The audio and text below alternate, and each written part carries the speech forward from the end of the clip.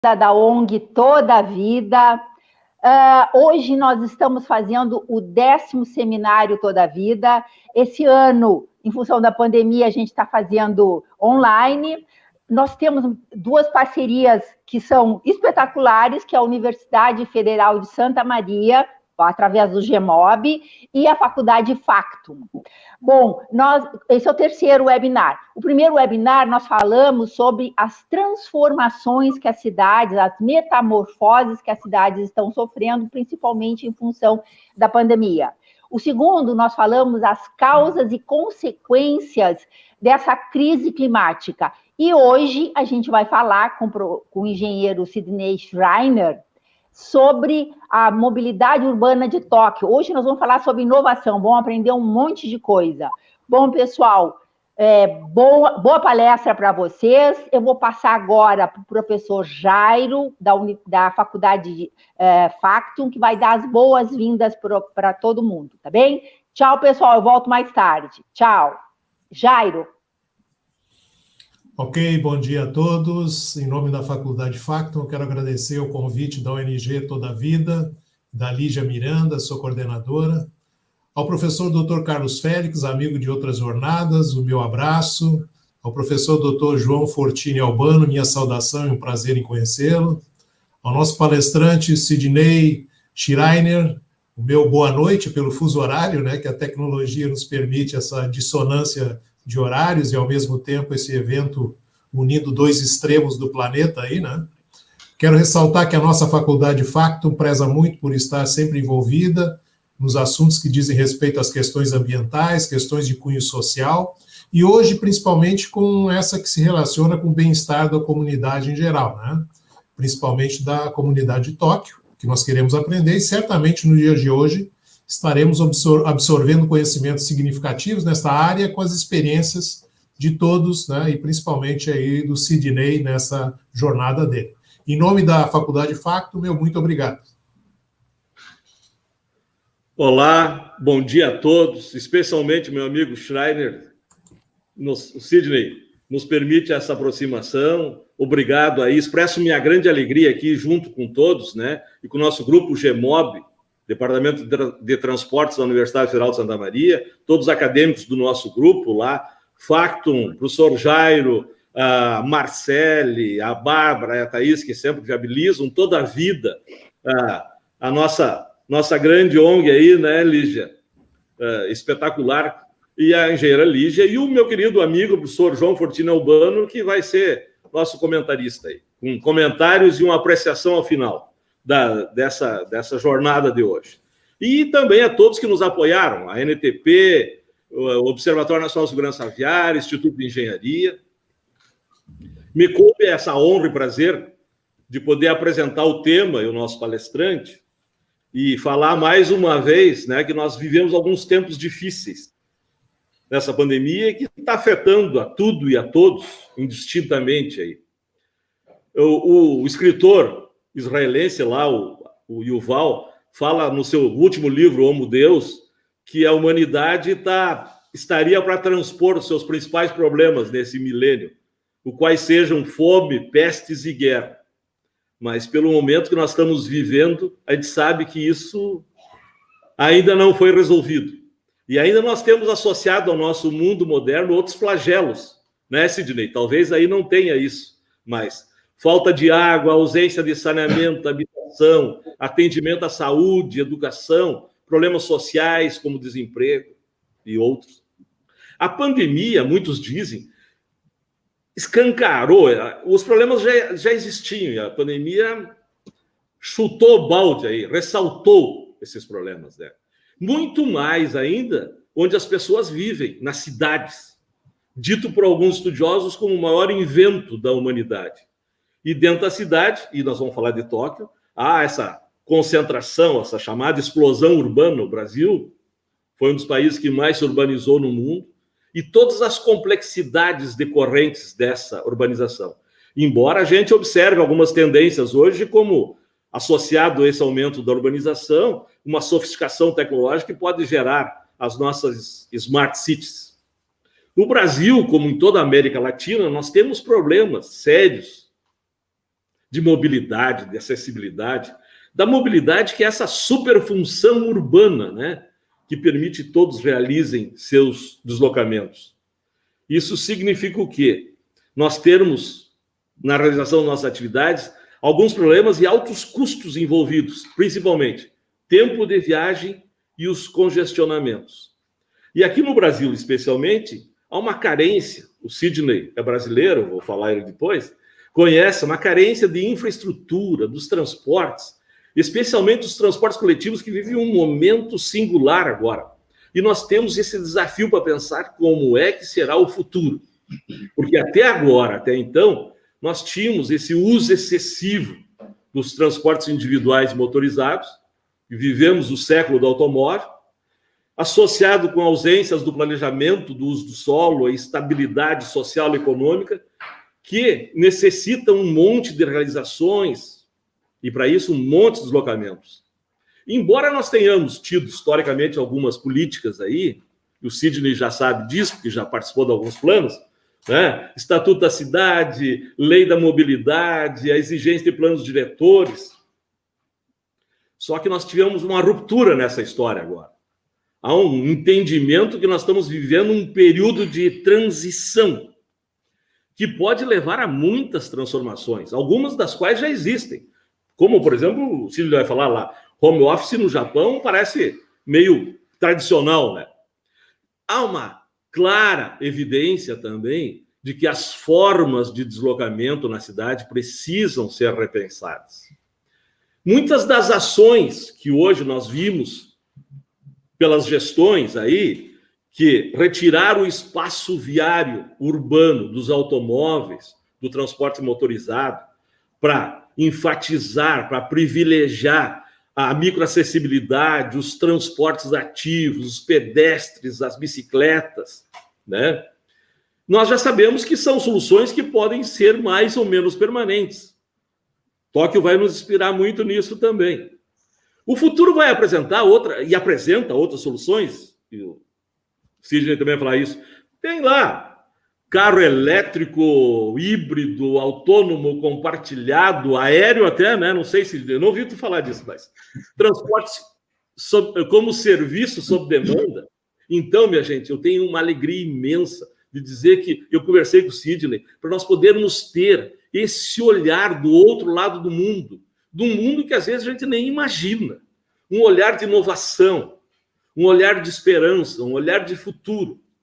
E para isso, na minha conversa com o Sidney me falou, Tóquio é um grande laboratório de mobilidade urbana, onde desde há muito tempo, há décadas, vem sendo construído um dos sistemas de mobilidade urbana, e ele salienta, mais eficientes, inclusivos, seguros, sustentáveis. Olha só, nós temos uma visão pós-pandemia de que nós vamos ter que tratar as coisas do ponto de vista sustentáveis e do ponto de vista de justiça e igualdade social. Além disso, ele diz, Tóquio é um dos mais tecnológicos. Então, nessa apresentação do Sidney, teremos a oportunidade de ver em detalhes algumas das formas como Tóquio se desloca, como seus quase, ou já passou, 38 milhões de habitantes, né, Sidney? Tem acesso às oportunidades da cidade. Encerrando minha participação por este momento, eu quero agradecer muito, meu querido amigo, engenheiro Dr. Sidney Schreiner, que vem direto de Tóquio, do Japão. O Sidney, fiquei sabendo agora, morou até os 17 anos em Santa Maria, mas a história dele é longa nisso aí. Ele me disse que é cidadão do mundo. Até pouco tempo atrás, antes da pandemia, ele dizia assim, onde eu moro no aeroporto, né? Mas, bom, o Sidney é engenheiro civil, formado pela Universidade de Brasília, mestre e doutor em engenharia de transportes, títulos obtidos no Japão, pesquisador de pós-doutorado na Universidade de Kyoto. Ele é profissional que atua nas áreas, aí, como consultor na área de engenharia de tráfego, transportes, logística, foi diretor de planejamento de mobilidade urbana da Prefeitura do Recife, é isso? Estou certo? Exato. Hoje está residindo em Tóquio, e eu vou falar errado, mas me corrijo aí, é Chief Modeling Officer, na Takumi Corporation Limitada, uma empresa japonesa de projetos de mobilidade. Paralelamente, é consultor do Banco Mundial para projetos de resiliência urbana e mitigação de impactos das mudanças climáticas, pesquisador visitante da Nihon University, em Tóquio. Imensa satisfação, prazer, bem-vindo e mais uma vez, muito obrigado. O show é teu agora, meu amigo. Obrigado, meu amigo. Queria inicialmente agradecer o convite para participar desse evento, dessa oportunidade de dividir um pouco dessa experiência, desse conhecimento que eu adquiri ao longo do tempo aqui no Japão. Parabenizar a Faculdade Facton ao longo de toda a vida, o GEMOB, por criarem ambientes onde a gente possa realizar essa discussão, trazer informações novas, né? Eu acho que quando a gente está ainda na universidade, não existe informação demais, né? A gente precisa absorver tudo, e da mesma forma como a gente tem que ir lá nos livros antigos da biblioteca, né? Cavar pelo conhecimento tradicional, a gente precisa ir atrás do que está acontecendo de mais inovador, né? No mundo, entender as experiências, tanto as positivas quanto as negativas, de preferência para não repetir as negativas, né? E isso é a base para a formação de um bom profissional. Eu gostaria de começar falando um pouco sobre a minha trajetória, né? Eu fiz a graduação na Universidade de Brasília, e na Universidade de Brasília eu comecei a participar de diversas oportunidades onde eu fui do PET, eu acho que na UFSM tem PET também, né? Eu fui do primeiro ano do PET, faz tempo, e a partir daí comecei a trabalhar sempre com iniciação em pesquisa, acabei virando bolsista, né, do PET, fazendo trabalhos de pesquisa na universidade, e consegui, com esse trabalho, entrar em contato com profissionais da JICA, da Agência de Cooperação Internacional do Japão, que trabalhavam num projeto da UNB. A partir daí, eu ganhei uma bolsa de mestrado aqui para o Japão, vim através dessa bolsa do governo japonês, do mestrado fiquei para o doutorado fiquei para o pós-doutorado, e a coisa vai acumulando. Eu acabei ficando 8 anos aqui no Japão, de 2002 a 2010, voltei para o Brasil, fiquei 10 anos no Brasil, aí trabalhei um pouco em São Paulo, na prefeitura do Recife, e ano passado eu retornei ao Japão, fui convidado a entrar nessa empresa, e eu retornei para cá. Eu vou tentar, é muito difícil a gente entrar nos detalhes de como funcionam as coisas no Japão. É um sistema extremamente complexo, e o meu objetivo hoje vai ser tentar passar para vocês uma visão geral de como funciona esse sistema, que é incrível, né? Você conseguir transportar 38 milhões de pessoas todos os dias é um feito bastante difícil de ser copiado por aí. Bom, então, puder agora compartilhar minha tela.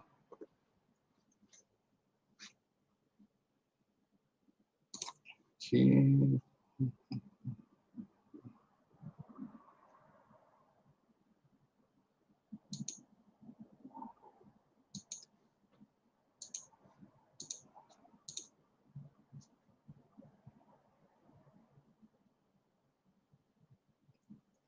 Pronto, espero que vocês estejam conseguindo ver. Então, eu vou tentar falar um pouco agora sobre a mobilidade urbana em Tóquio, as questões de inovação, acessibilidade e tecnologia. Só para a gente se localizar, né? Então, o Japão fica aqui, bem a leste, na Ásia. Então, aqui tem o Japão, né? Ele fica ao lado nós temos aqui em cima a Rússia, Coreia do Norte, Coreia do Sul, China, só para localizar. Ele é composto de algumas ilhas. Tóquio fica nessa ilha principal, que chama Honshu, localizado aqui bem a leste do país. Então, normalmente a gente encontra muita informação sobre o Japão de uma forma geral. Hoje eu vou tentar focar um pouco sobre Tóquio. Então, Tóquio, essa área em laranja aqui, é Tóquio oficialmente, né? Não existe o município de Tóquio. Tóquio é uma região metropolitana por excelência, composto de 23 distritos aqui e mais algumas cidades nessa parte mais extensa da região. Só que a área urbana da cidade já se integrou com esses essas outras regiões metropolitanas que existem no entorno. Então, nós temos o que chama de a grande área de Tóquio, que é composto de Tóquio, Chiba, Saitama, Kanagawa, pega um pouco de Yamanashi aqui também. Essa área ela tem 38 milhões de habitantes, isso corresponde a 30% da população do Japão, tá? 30%, quase um terço da população do país mora nessa região. Essa área tem em torno de 12 milhões de empregos, de postos de trabalho, né? Então, é uma grande região produtiva. A taxa de desemprego no Japão como um todo, antes da pandemia, claro, estava em 2,5%. Essa região ela tem em torno de 1,8% de desemprego só. O PIB dessa região é de 1,8 trilhões de dólares. Para quem conhece o número, esse é o mesmo PIB do Brasil. Bom, se a gente olhar no mapa, na imagem de satélite do Japão, a gente vai ver essa grande mancha urbana, que é essa região, a grande região de Tóquio. E, só para efeito comparativo, se nós pegarmos aqui de um extremo ao outro dessa mancha urbana, nós temos 211 quilômetros. Isso é o equivalente, mais ou menos, para o pessoal do Rio Grande do Sul se achar melhor, de Lajeado até Cidreira. Então, você imagina uma cidade que vai de Lajeado até Cidreira, esse é o tamanho de Tóquio. É claro que a grande concentração da população, ela está nessa área central, né, onde nós temos algumas regiões que chegam a uma densidade quase de 50 mil pessoas por quilômetro quadrado. Tóquio, desde muito cedo, teve esse problema de concentração e já faz parte da política de desenvolvimento da cidade, tentar evitar, né, que essas viagens da parte mais externa da região metropolitana se concentrem aqui nesse miolo, onde tradicionalmente se localizavam os postos de trabalho. Então, desde, acho que uns 2 planos de desenvolvimento dessa região atrás, já se tem uma ideia de transformar a cidade numa cidade policêntrica. Então, quando se faz essa decisão, se leva em consideração o que vai ser o posicionamento desses novos centros, e isso foi decidido em cima do transporte público. Então, cada um desses novos centros, ele na verdade, localizado em cima de um nó do grande sistema de transporte de massa de Tóquio. Bom, e aí, queria falar um pouco sobre a estrutura urbana, né, e a relação dela com a mobilidade na cidade. A gente sempre tem essas visões de longe da cidade, a gente vê essa muito densa, muitas avenidas, vias expressas, e às vezes é difícil de observar, mas existe um planejamento na distribuição dessa área urbana, em que o objetivo é se tornar mais adensado e mais concentrado exatamente em cima dos grandes nós do transporte público. Então, é tentar diminuir a quantidade de pessoas afastada do transporte público, centralizar, concentrar não só as habitações, mas também os postos de trabalho. Isso normalmente é feito através da distribuição ao longo de uma linha de metrô, uma linha de ônibus, de VLT. Isso é uma coisa que eu vou mostrar. Praticamente todos os modos de transporte fazem parte aqui do sistema de Tóquio. Então, você tem nós principais, estações principais, no entorno das quais você prioriza a implantação de áreas comerciais, né, enfim, áreas não residenciais, e em outras regiões você mantém as áreas residenciais, de forma que tanto o acesso à residência, quanto o acesso ao trabalho, as compras, as oportunidades em geral da cidade, elas são feitas através do transporte público.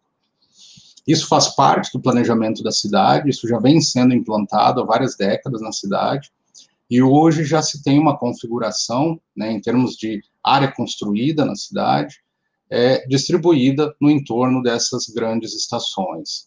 Então, a gente tem, isso daqui é o Floor Area Ratio, onde você tem uma relação entre a área construída dividido pela área do terreno. Então, no entorno dessas estações de trem, você chega a ter, às vezes, relações maiores do que 1000 nessa área. Então, esse daqui é um exemplo, né, dessas áreas. Essa região aqui é a região de Shinjuku, esse número 4 aqui, e essa de baixo, da foto à noite, ela é aqui a região de Marunouchi, esse número 1. Inclusive, essa foto é tirada de cima da estação, né? A gente vê aqui embaixo as plataformas. Então, é uma área extremamente densificada. Mas isso não foi sempre assim, né? Esse aqui é um mapa mais antigo de Tóquio, e, inclusive, a gente vê aqui uma das questões fundamentais no planejamento da cidade, que é a diferença. Você vê essas áreas mais tradicionais, com um layout da malha urbana bastante no crescimento orgânico, e uma área onde você já tem um layout mais quadriculado, mais organizado.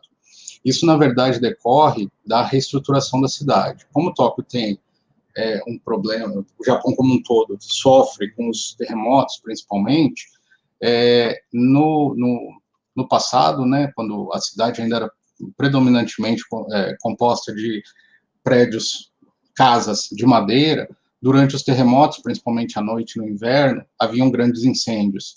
Isso daqui foi, se eu não me engano, o grande terremoto de 1913, que destruiu quase metade da cidade em um incêndio, e a cidade, quando foi ser reconstruída, já foi reestruturada para ter melhores condições de circulação e também mais segurança contra desastres futuros.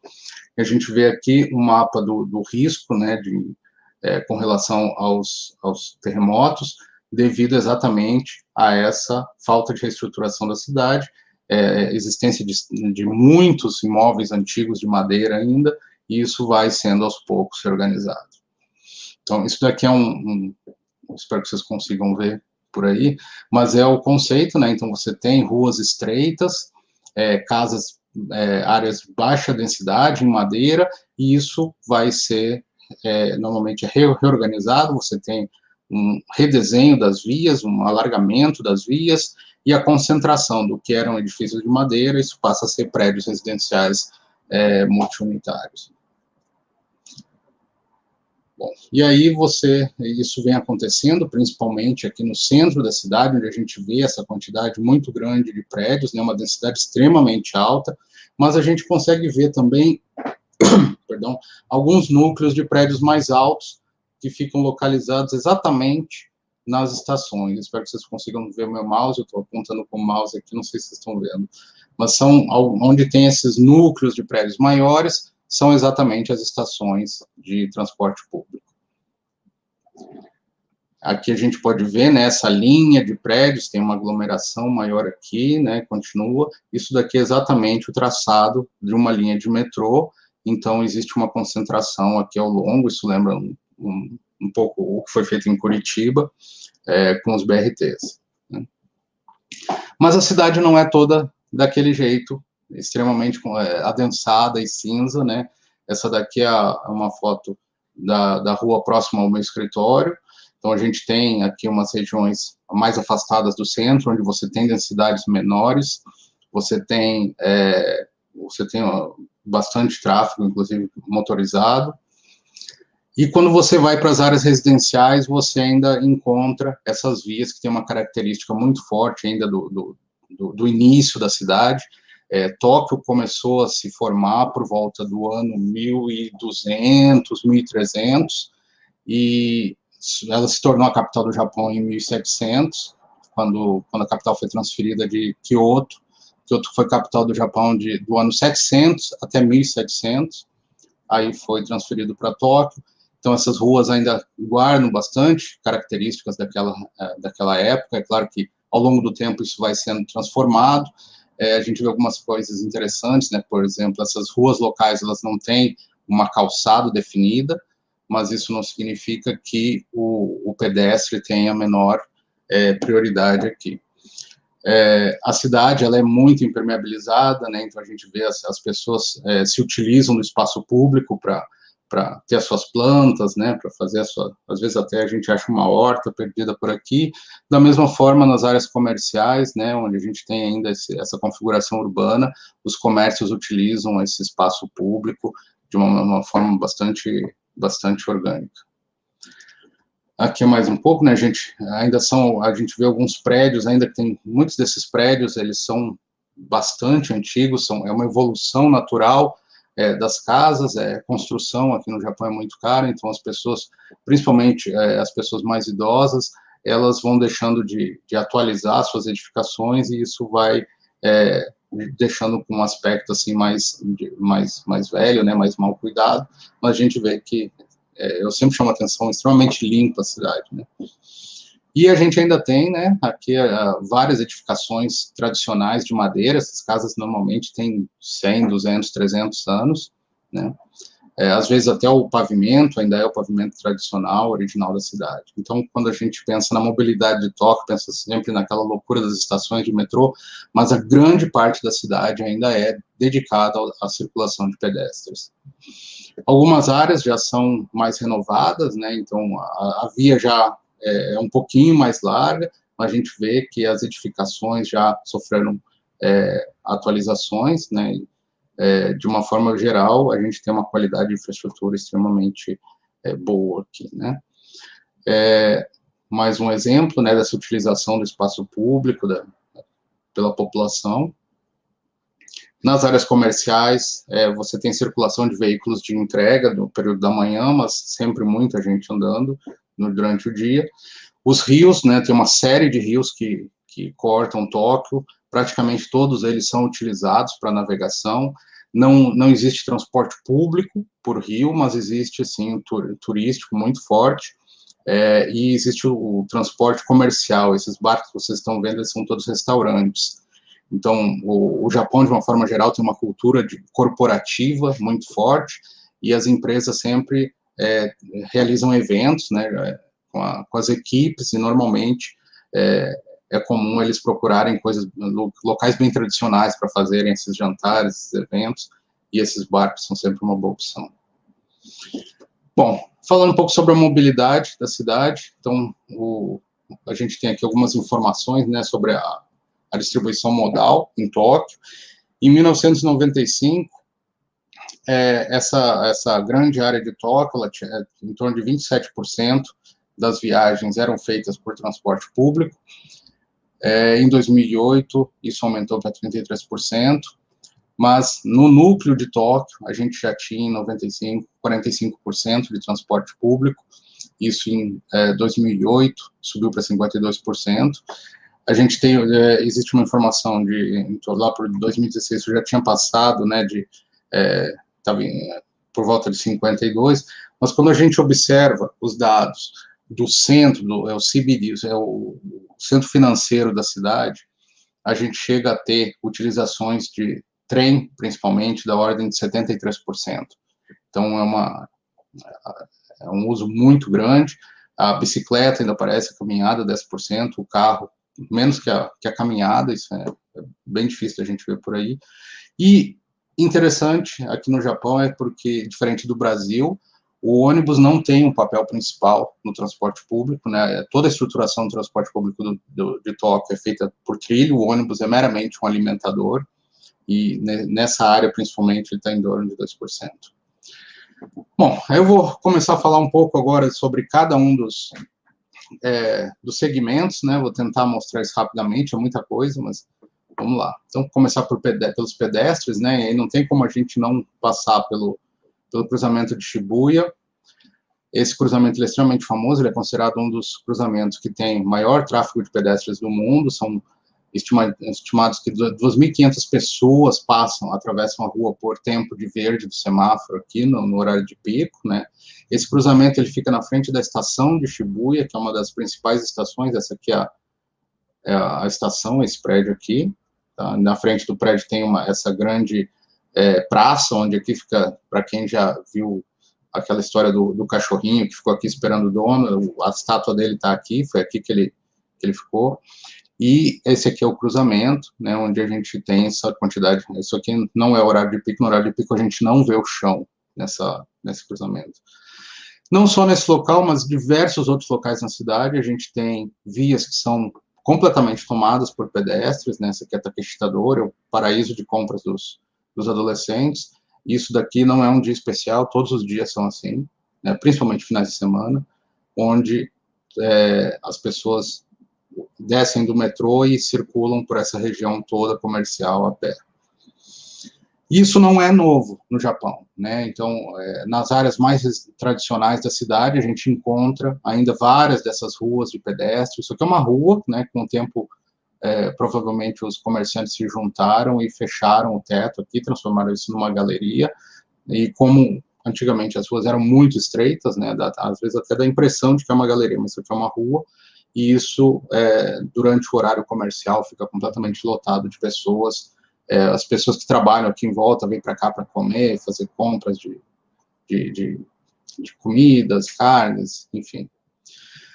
Mesmo nas áreas não tão tradicionais da cidade, a gente tem essa característica, né, das pessoas ocuparem todo o espaço público, e mesmo que a gente não tenha calçada, e a calçada, se tivesse, teria sido tomada aqui, né, pelos ocupantes aqui dos lotes, as pessoas circulam, e existe um extremo respeito dos motoristas com os pedestres aqui, né.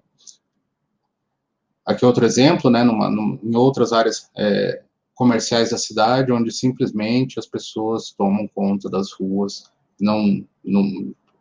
é incrível a gente observar, elas realmente não estão preocupadas, ninguém olha para ver se está vindo o carro, não, inclusive os carros evitam de andar nessas ruas, porque já sabem que é muito lotado.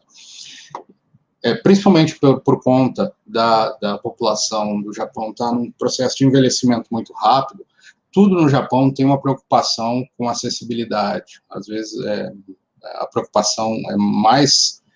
você sente que existe uma preocupação em termos de acessibilidade muito mais forte por conta da população idosa do que pela população com alguma deficiência física. Mas, de qualquer forma, desde de crianças, eles são acostumados a ocuparem o espaço público de uma forma bastante diferente da nossa, né? Inclusive, isso é até famoso aqui no Japão, né, as crianças indo para a escola, elas, desde bem pequenas, bem novas, elas vão para a escola sozinhas, existe uma organização interna dos grupos, então, normalmente, uma criança mais velha vai sair, vai ir pegando, vai passar na casa das crianças mais novas e juntando o grupo, e eles vão em grupos para as escolas, né.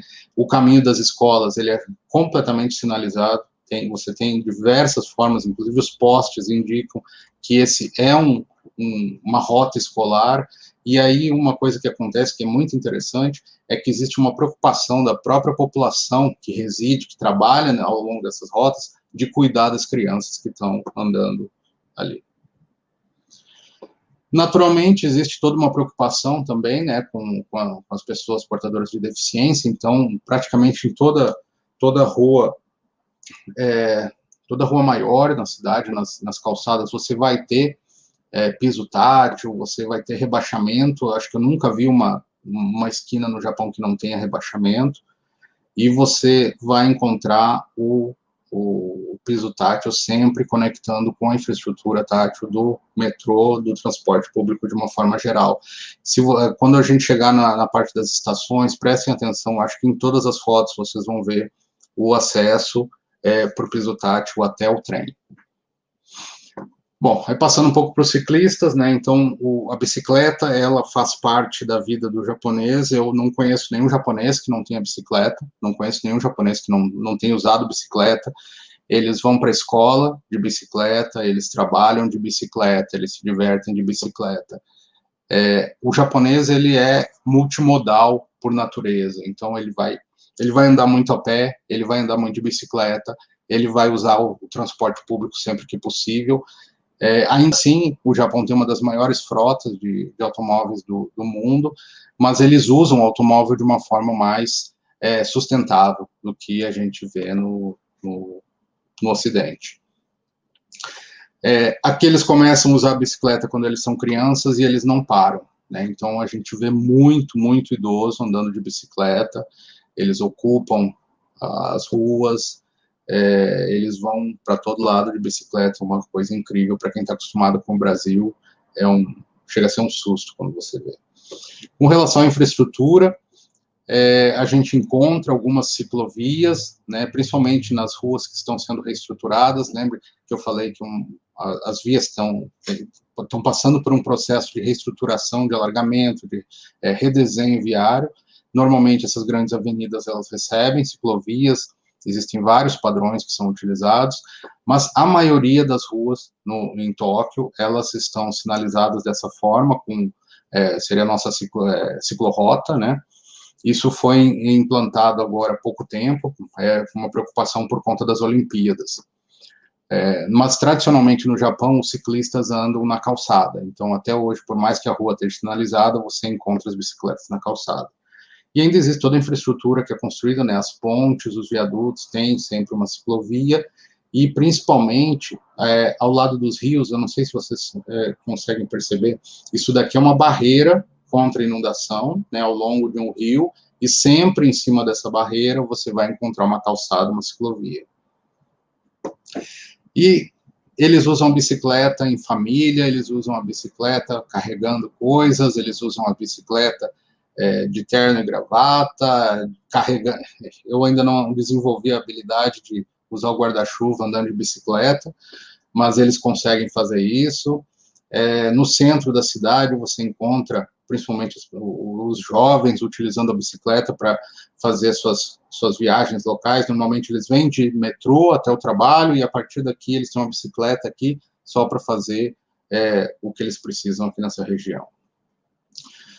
No Japão, todas as bicicletas são registradas, existe seria a placa da bicicleta, né? Você tem, quando você compra a bicicleta, ela recebe esse selo está registrado, seria no equivalente do CPF aqui. Então, por falta de outra atividade, a polícia adora fazer blitz de bicicleta, né? Então, aqui está escrito que eles estão fazendo a blitz, conferência, né, da bicicleta. Então, eles param os ciclistas, conferem pelo rádio quem é o dono, checam o documento da pessoa, como se fosse uma blitz de carro no Brasil, só que para bicicleta.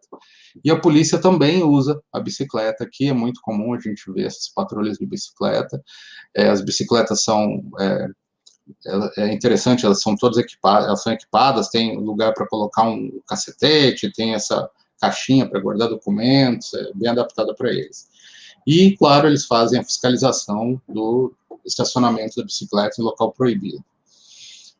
O estacionamento de bicicleta no Japão é um problema, né? Diversos locais são proibidos, praticamente na frente de qualquer loja você sempre vai achar muitas bicicletas. Inclusive existe um famoso emprego que os idosos desempenham aqui, que é o arrumador de bicicleta. Então ele vai passar o dia inteiro aqui organizando as bicicletas para elas não atrapalharem os pedestres. Da mesma forma que no Brasil, você encontra estacionamento de carro na frente de todas as lojas de conveniência, restaurantes. Aqui você vai encontrar bicicletas, e não sei se vocês percebem, mas a gente praticamente não vê carro parado em lugar nenhum. A maioria dos locais nas avenidas são proibido estacionamento, né, mas sempre tem alguém que faz questão de estacionar embaixo da placa de proibido estacionar.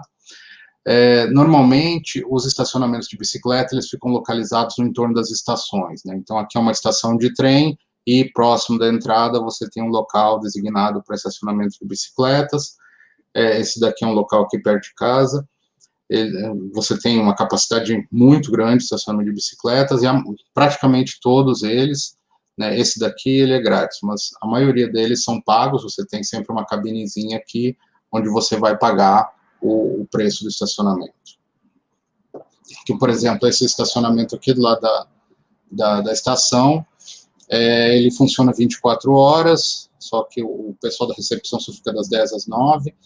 Por mês, você paga aqui 1.500, se você morar aqui 1.500 ienes, isso dá $15, se você morar aqui na região, $10 se você for estudante, e $20 se você não morar aqui na região.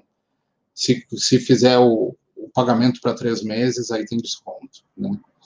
Se for deixar a bicicleta apenas 2 horas, até 2 horas é de graça, acima de 2 até 8 é $1. Bom, e aí nas áreas residenciais, né, as casas japonesas são tem uma área bastante reduzida, normalmente você não tem garagem, e as bicicletas são sempre guardadas na frente da casa, né, a gente pode ver para todo lugar que a gente vai tem essas bicicletas. É muito comum a gente ver essas bicicletas que estão sendo incorporadas pela natureza de volta. Normalmente isso são bicicletas de pessoas mais velhas que deixaram de andar, de bicicleta, e ela vai ficar aí até a casa tomar um rumo depois.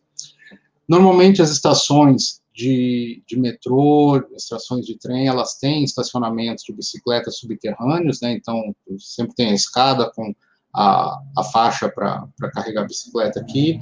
Normalmente, você tem esse estilo de estacionamento, onde você tem 2 andares ou mais, às vezes, e sempre 500, 1.000 bicicletas em cada estacionamento desses. Existem algumas novidades que eles tentam utilizar aqui, né? Isso você encontra principalmente no centro, nas regiões mais centrais da cidade, onde o espaço é mais disputado. Esse aqui é um exemplo de um estacionamento subterrâneo, onde você tem um sistema automatizado em que você chega, coloca a bicicleta aqui e ela vai ser colocada pelo sistema, vai ser armazenada aqui no subterrâneo, você ganha um ticket, e quando você voltar, você passa o ticket no leitor de código de barra e ele traz a sua bicicleta de volta ali. Existe isso de forma portátil também, para eventos, para locais temporários que sejam necessários. Então, esse daqui é um exemplo, né, de estacionamento temporário de bicicleta, onde você, com um caminhão, carrega toda essa estrutura e funciona de forma similar, só que manualmente, né? Então, você leva a sua bicicleta, coloca ali embaixo e ele vai ter um elevador que vai levar ela até o local onde ela vai ficar armazenada. Bom, aí a gente passar para o transporte individual motorizado. É claro que Tóquio também tem grandes avenidas, né, onde você tem um fluxo constante de carros, motos, ônibus, táxis durante o dia. O que não é de se estranhar, já que o Japão tem uma grande quantidade de montadoras, né, algumas das maiores do mundo estão aqui, mas a gente percebe, né, já pelos dados, de que a venda de carros no Japão tem caído muito, principalmente a de carros tradicionais, tem aumentando o que chama aqui de mini carros, que são carros que têm um uso de espaço menor. Eles estão liderando aqui a venda dos carros nos últimos anos. Isso aqui em 2019, os 4 mais vendidos eram mini carros. Outra coisa que está crescendo muito aqui no Japão são os carros elétricos, né? Então, em 2017 já era 1% da frota do Japão, os carros elétricos. Você tem um crescimento muito grande dos pontos de carga, então os estacionamentos estão sendo transformados para receberem carros elétricos. Então, pela cidade você encontra vários desses são pequenos estacionamentos, né, onde você tem a oportunidade de carregar. Inclusive, em 2016 aconteceu uma coisa muito interessante, que é o número de pontos de carga de veículos elétricos ultrapassou a quantidade de postos de combustível, né? Então, hoje no Japão tem mais ponto de carregamento de carro elétrico do que posto de gasolina. De uma forma geral, na cidade inteira você vai encontrar esses pequenos estacionamentos, né? Você vê, esse daqui ele tem 4 vagas, esse do lado é outro, ele tem 8 vagas, esse daqui, mas esse daqui tem 4. E aí sempre tem a cabinezinha aqui, é tudo automático, onde você vai lá e você estaciona o carro, tem uma trava de segurança aqui embaixo. Na hora que você coloca o carro, você vai ali, aciona uma espécie de parquímetro, e essa trava vai levantar e só vai baixar depois que você fizer o pagamento, quando você retornar. Bom, mas, como vocês viram, a cidade tem uma área muito reduzida e, para que haja uma melhor circulação, já há muitas décadas, Tóquio construiu uma rede de vias expressas urbanas. Existe uma rede de vias expressas intermunicipais no Japão, mas Tóquio tem uma rede própria, uma rede de vias expressas próprias. Parte delas é subterrâneo, né, como você pode ver nessa imagem aqui, e parte dela, uma grande parte dela, é elevada. Toda essa parte elevada e a subterrânea, elas se integram à rede urbana da cidade de uma forma bastante fluida. Essa rede via expressa, ela é pedagiada, né, são $7 para veículos de passeio e $15 para veículos de carga. Isso aqui é uma imagem, né, de um trecho elevado dela. Isso aqui se estende pela cidade toda. Em alguns locais você tem diversos níveis, né, não sei se vocês conseguem ver, mas aqui a gente tem 2 níveis de vias, aqui também 2 níveis. de forma que você consegue fazer passar de um sentido para o outro da forma mais rápida possível. Existem várias experiências de se incorporar essa estrutura que é criada para a rede de vias expressas, se incorporar isso à utilização do espaço, né, transformando em shoppings, transformando em áreas com outro uso que não simplesmente de área vazia por conta do cruzamento, dessa interseção, né. Esse daqui, inclusive, ele entra dentro do prédio, o prédio está em volta dessa interseção. É claro que isso tem algumas desvantagens, né, do ponto de vista arquitetônico. Por exemplo, isso aqui é um local famoso em Tóquio, onde você tem 3 níveis de vias que se encontram, então praticamente você não consegue ver o céu aqui. Isso se estende pela cidade como um todo, né? Tóquio ela tem uma área reclamada do ar muito grande, essas vias expressas conectam todas essas áreas. Praticamente sempre onde a via expressa passa de um lugar para o outro, você tem também aqui os trilhos, né, que é uma ponte de trilho, exclusivamente, e elas compõem uma infraestrutura única de transporte. Um outro ponto interessante que eu gostaria de chamar a atenção é essa ligação que existe de um lado ao outro da Baía de Tóquio, onde ela é feita metade por uma ponte, metade por um túnel embaixo do mar, né? É a Aqualine. Ela é pedagiada também, $30 para você passar por aqui. E, como parte, Tóquio ainda não terminou de construir sua infraestrutura, está em plena expansão. Tóquio está, nesse momento, construindo, né, finalizando, ainda não está construindo ainda, os 3 grandes anéis viários, para os quais foram construídos TBMs, né, no Brasil a gente chama de tatuzão. Esses, se eu não me engano, tem 8 desses agora em operação na construção desses anéis viários. Eles são especiais, eles são bem maiores, acho que tem mais do dobro da área de um TBM de metrô convencional. E, por incrível que pareça, com tudo isso, a gente ainda tem uma quantidade de acidentes muito reduzida no Japão, né? Isso vem caindo aqui ao longo dos anos, né? Eles têm um registro desde 1950, e aí, lá desde mais ou menos 2010, esse número vem caindo. Então, tem 400 mil acidentes, 8 mil pessoas vítimas fatais nesses acidentes. Desculpe, 3 mil alguma coisa aqui, né? E é interessante observar que existe um dado que mostra que uma grande parte desses acidentes, eles envolvem pessoas com 65 anos ou mais, né? Mais da metade dos acidentes são por conta de motoristas idosos.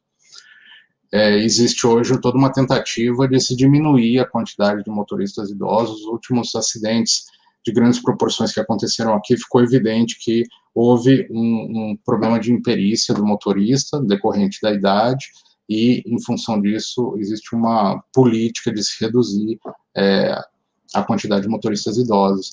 E é interessante salientar que aqui no Japão, depois que você faz 65 anos, para você dirigir, você precisa colocar esses adesivos no carro, para indicar já para os outros motoristas que eles precisam ter um pouco mais de atenção.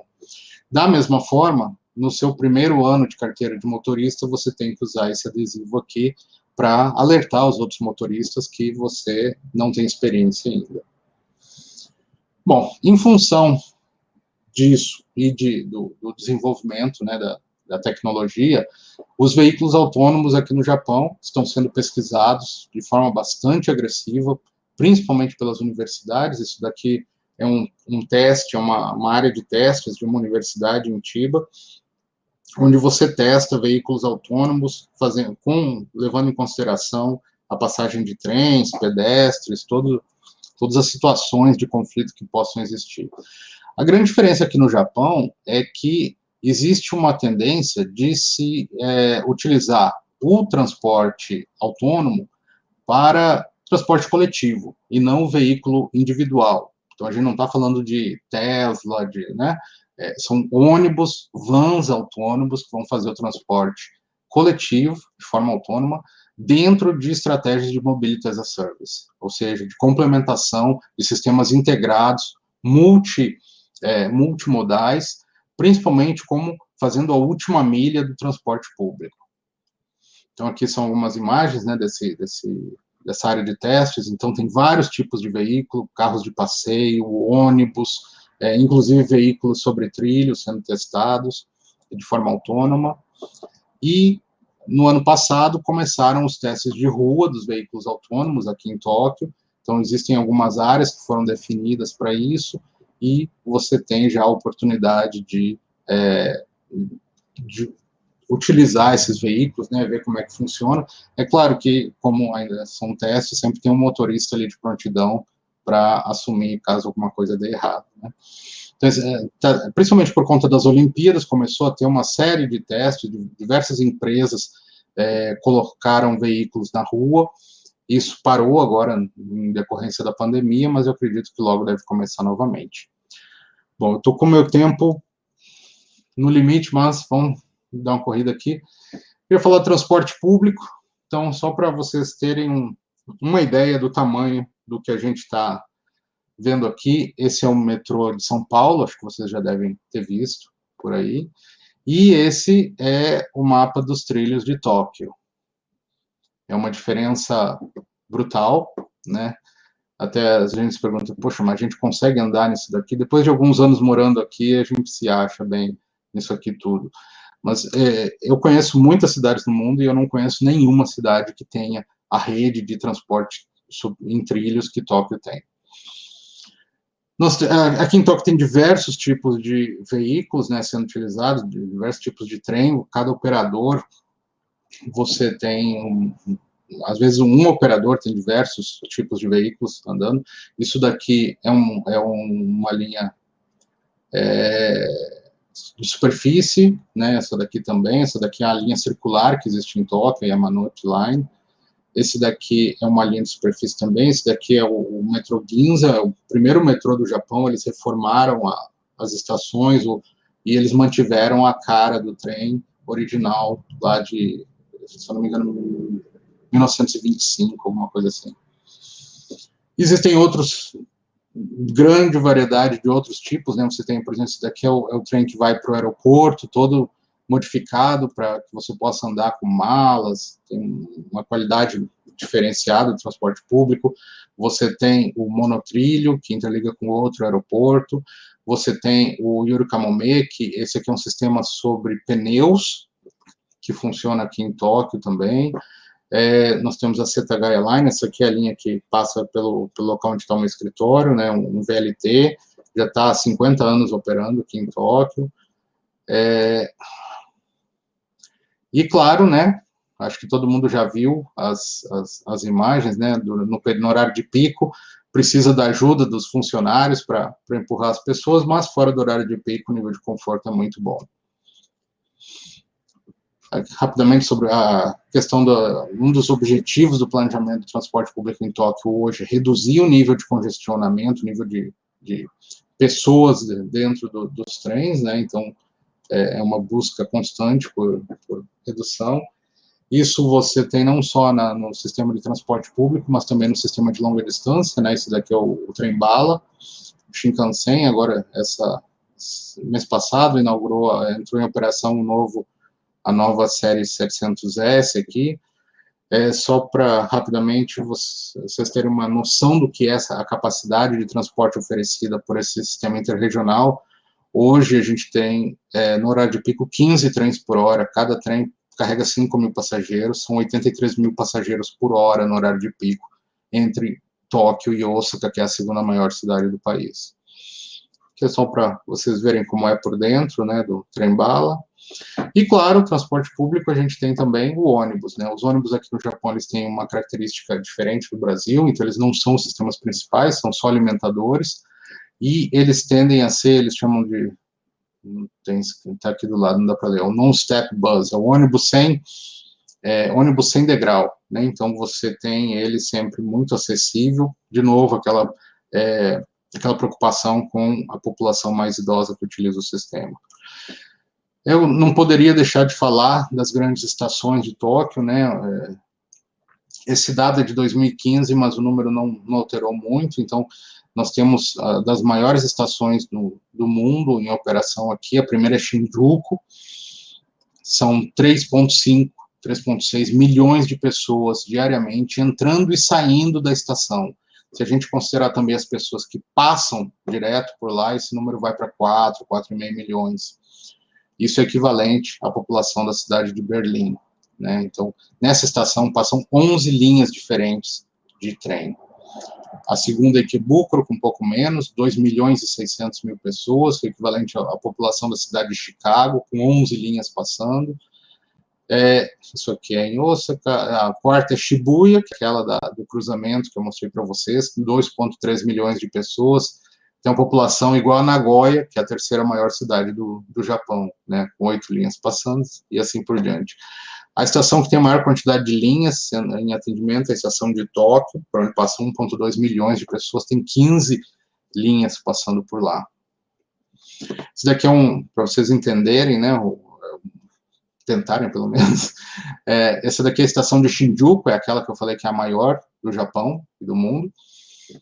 Tudo isso aqui é a estação, e ela é interconectada, né, com toda essa área comercial do entorno dela.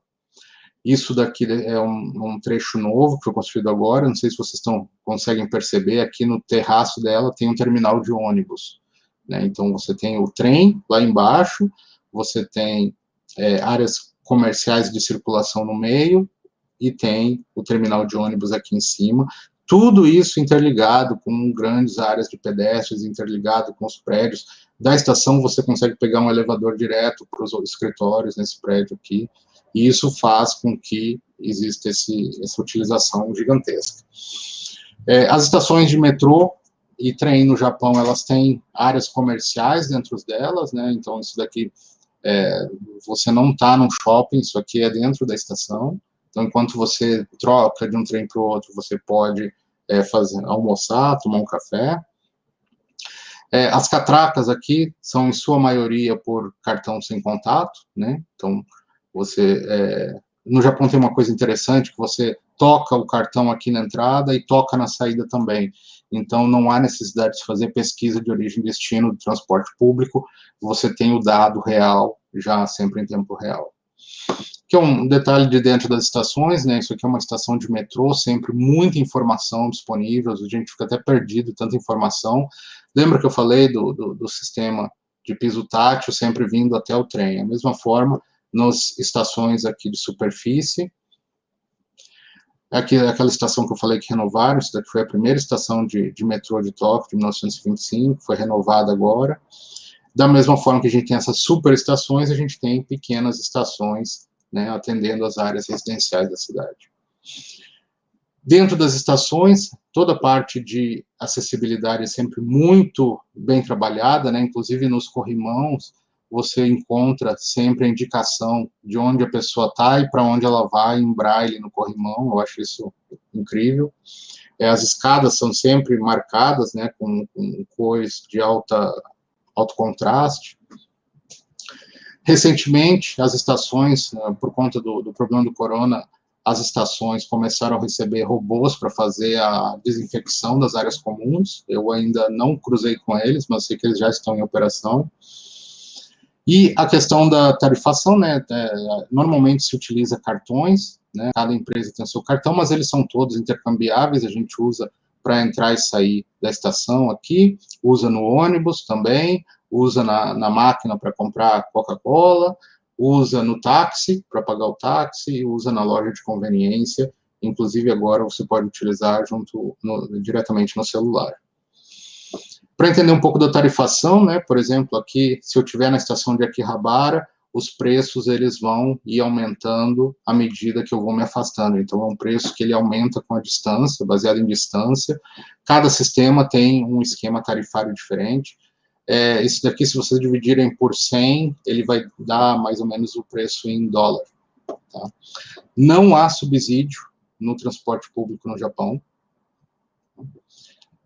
As empresas privadas, não tem sistema público aqui, todas as empresas são privadas, e elas recebem não só a linha para fazer na hora da concessão, mas também uma região em torno da linha para fazer o desenvolvimento comercial e imobiliário.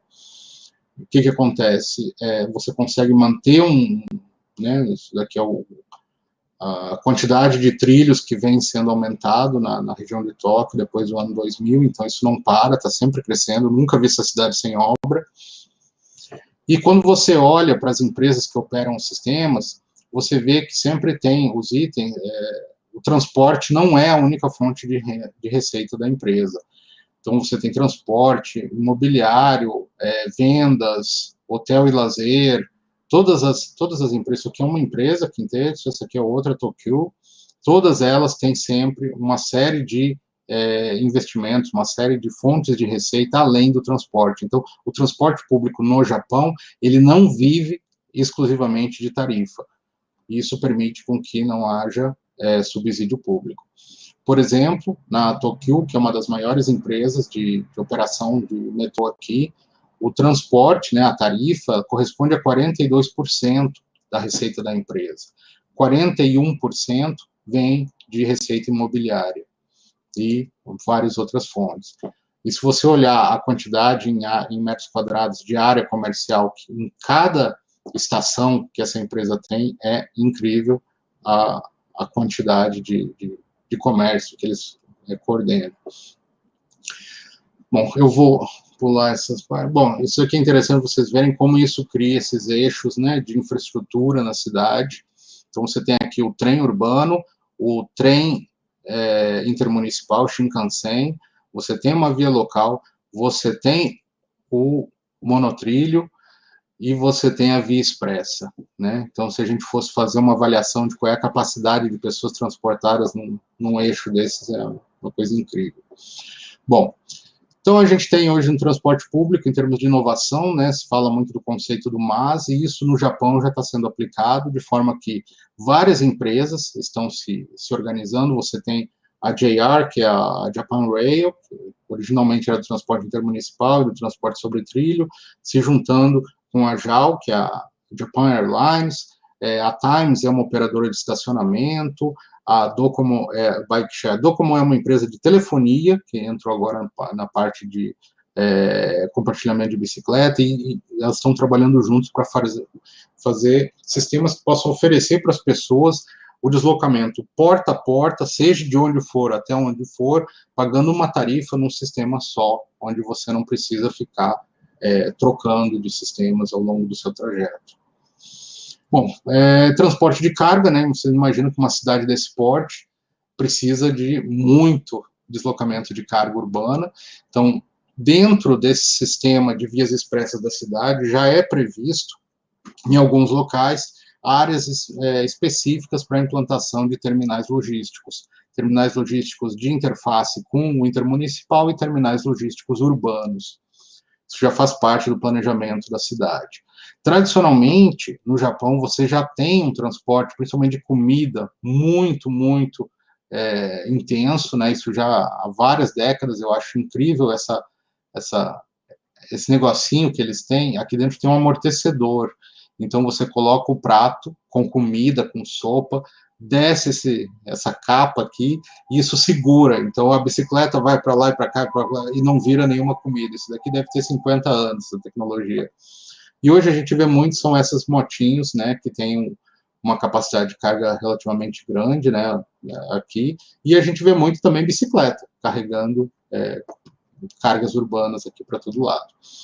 Um exemplo famoso que existe são as vendedoras de Yakult, né, que circulam pela cidade inteira carregadas de Yakult, entregando nas residências que fazem assinatura do sistema. Isso daqui deve ter décadas que funciona assim em Tóquio.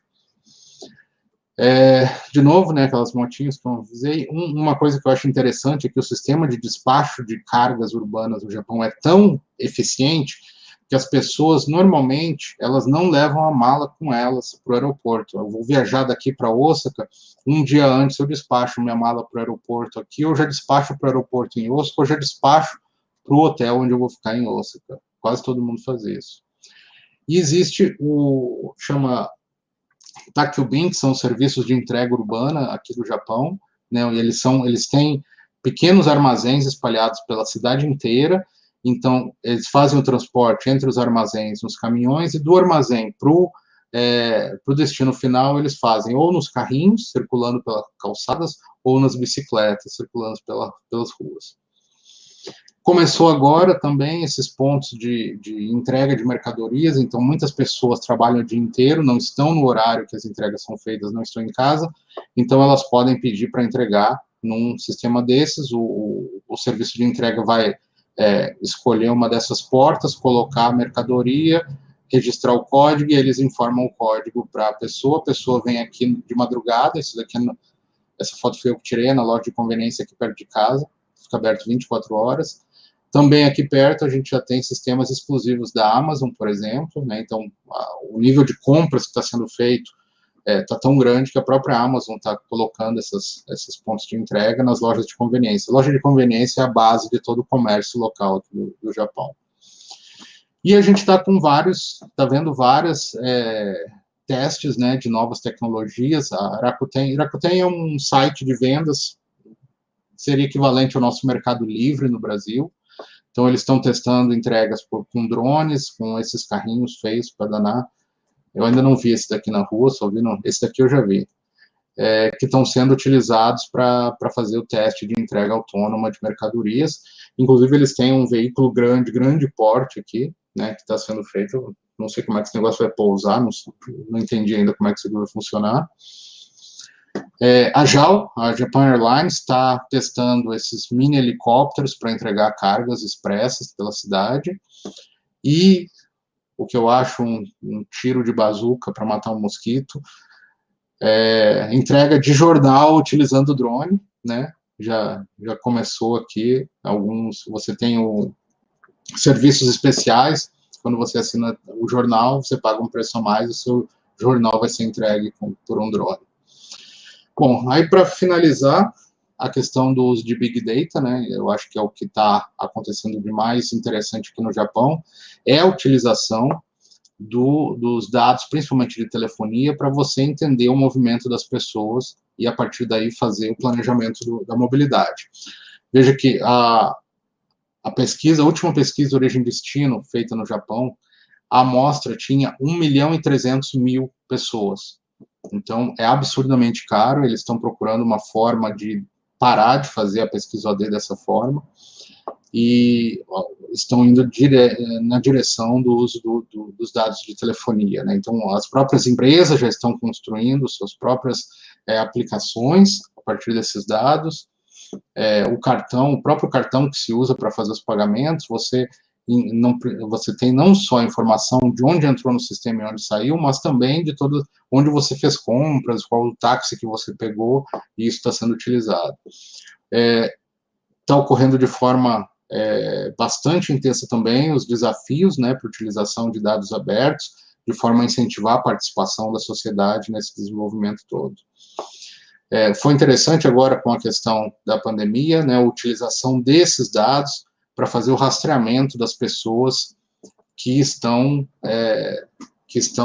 se mostrando infectadas, para determinar onde foi o ponto da infecção e tentar controlar melhor esse problema. Bom, e aí tem uma série de estudos em desenvolvimento, né, orientados ao planejamento urbano, planejamento de mobilidade, através de dados de celular.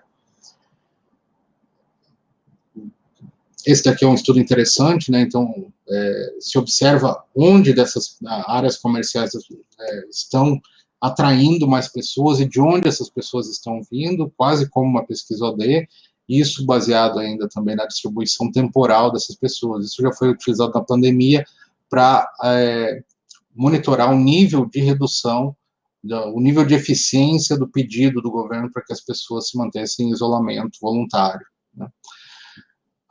Obrigado pela atenção, desculpem, eu excedi um pouco o tempo. E agora eu gostaria de voltar para o professor Carlos Félix. Olá, meu amigo. Olha, eu acredito que, como todos, ficamos maravilhados. Você falou que poderia falar 5 horas. Você está entrando quase na madrugada. Eu te diria que eu viria muito mais tempo, meu caro Sidney. Ficamos encantados. E eu fiquei, porque é uma mudança. É uma mudança. Agora, frente a essa mudança que você tão bem explicou e concatenou os assuntos e mostrou a importância de nós vislumbrarmos um futuro possível, eu acho que dificultou um pouco os comentários do meu querido amigo lá, professor Albano. O senhor, professor Albano.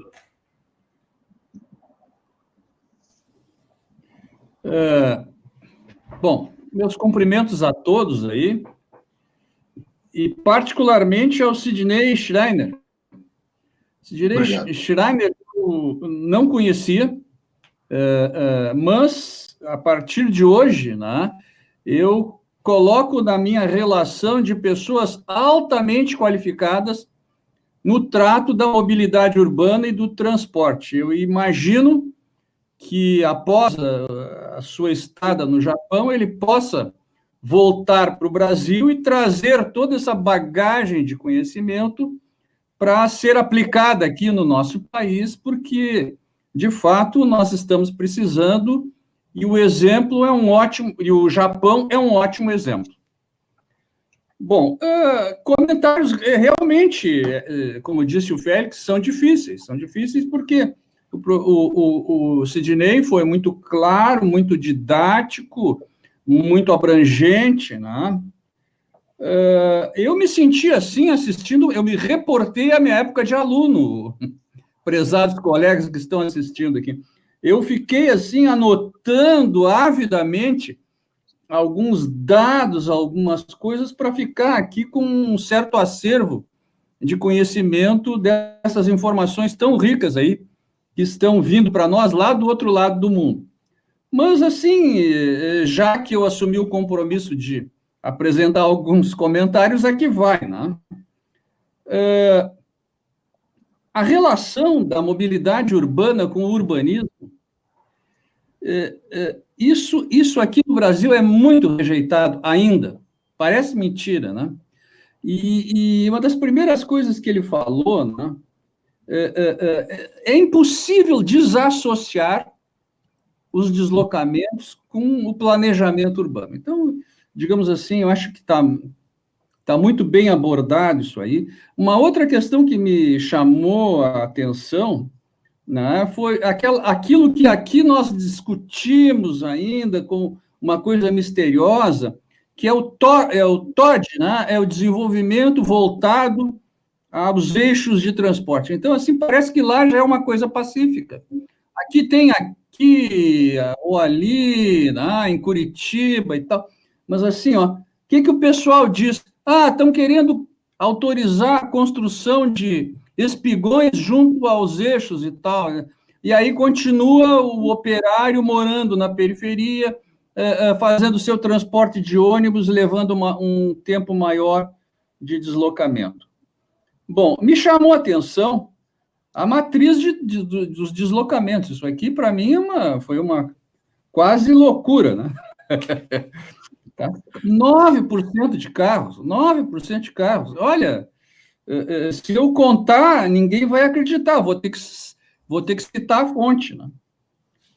Trem, 73%, mas isso, assim, é muito emblemático, eu diria, né? Bom, o Japão, não é? A gente se pergunta, assim, quando apareceram as primeiras fotos, né? É uma cidade moderna. Ela tem aí arranha-céus, largas avenidas, mas a gente fica se perguntando, uma cidade tão antiga, não é?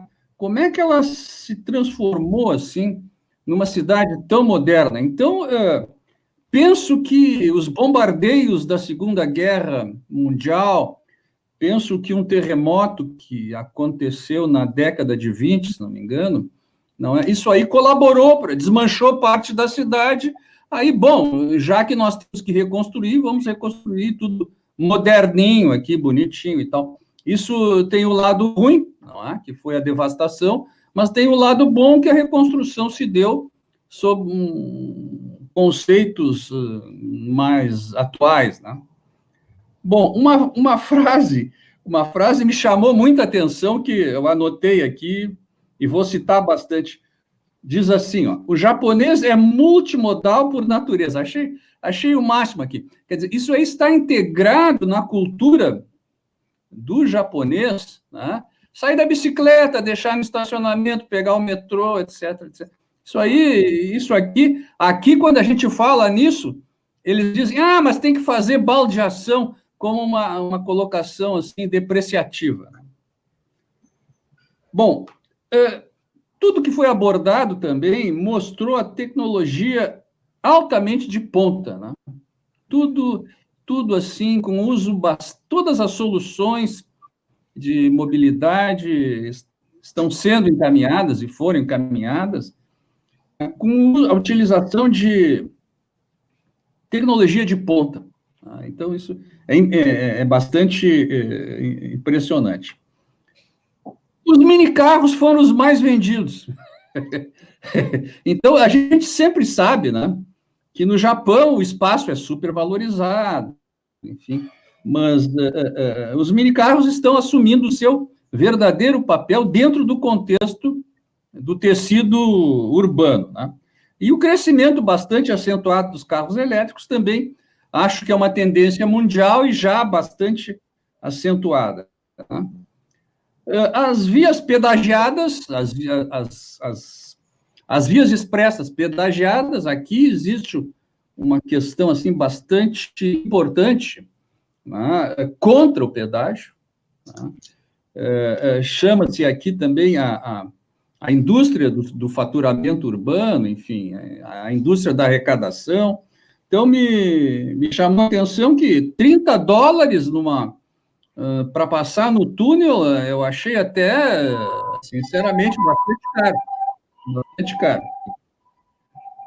Comento também, Félix e colegas aí, os adesivos para a terceira idade. Eu, no caso, teria que usar um adesivo, porque eu já passei, mas eu procuro ser bem cuidadoso. Mas uma questão da terceira idade aí é não admitir que está ficando com os reflexos atrasados. Isso aí é um problema que transfere para os outros usuários do sistema viário esse cuidado que muitas vezes o condutor não tem. Me chamou a atenção também que o Estado não opera nada, né? É tudo concedido, digamos assim, tudo concedido. Tá? Não há subsídio, né?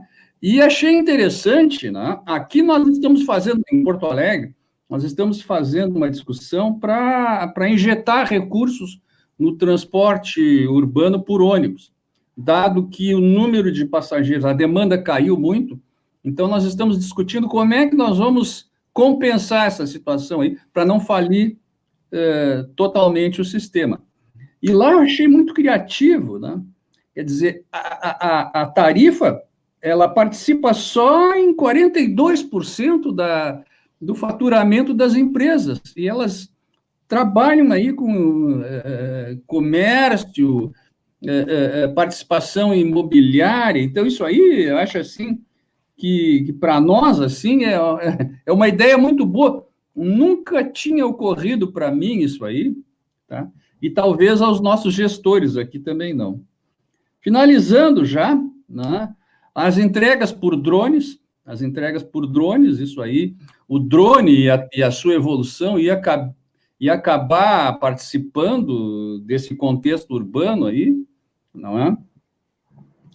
E os dados de telefonia para planejar a mobilidade, isso aí também já se usa alguma coisa aqui para saber se o pessoal está ficando em casa durante a pandemia e tal, mas assim,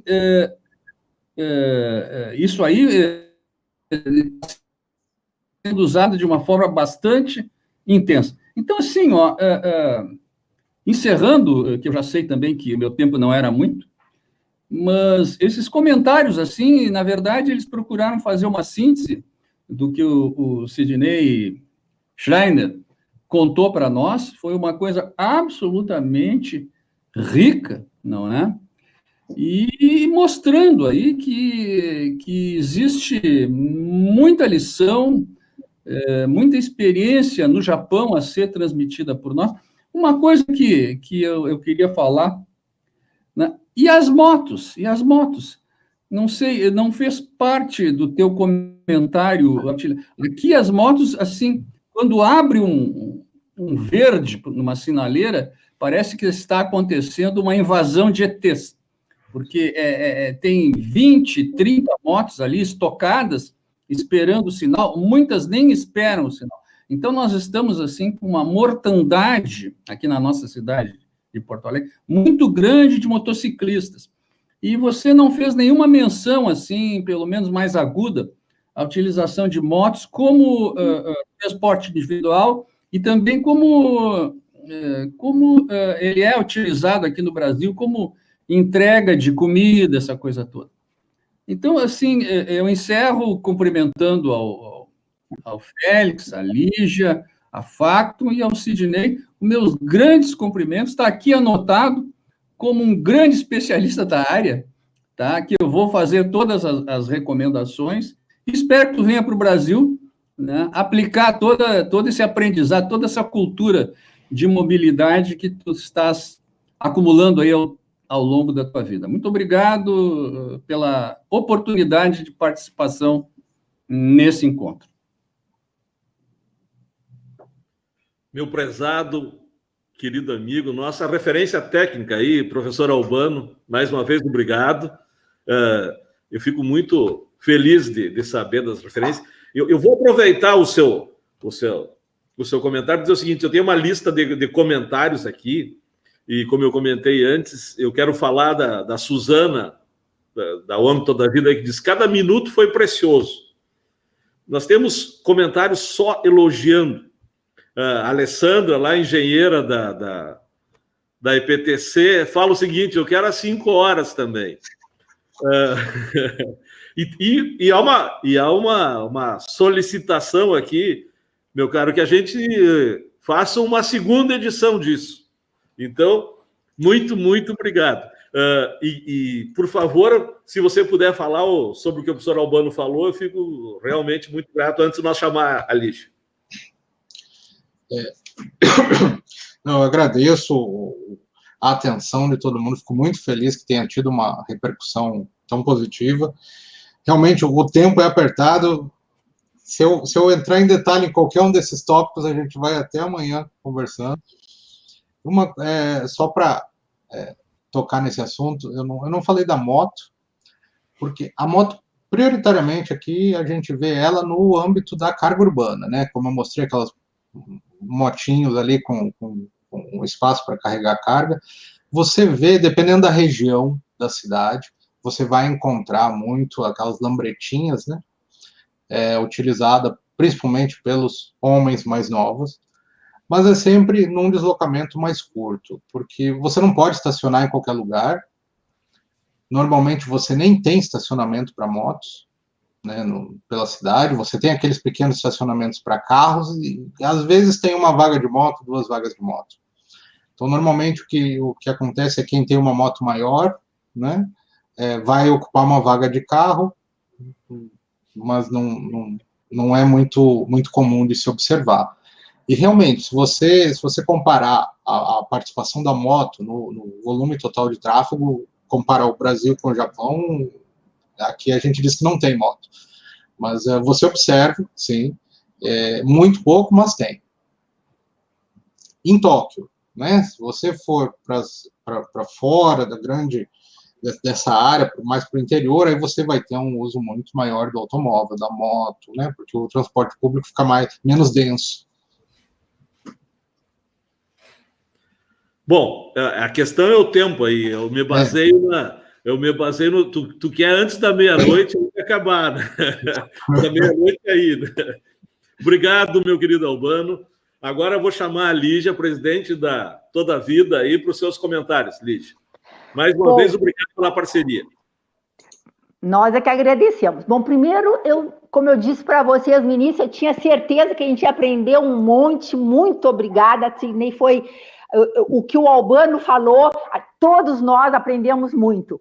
E vou te dizer uma coisa, como é professor, né? O Albano foi meu professor. O Albano fez um resumo da tua palestra que eu fiquei babando. Eu digo, mas que belo resumo!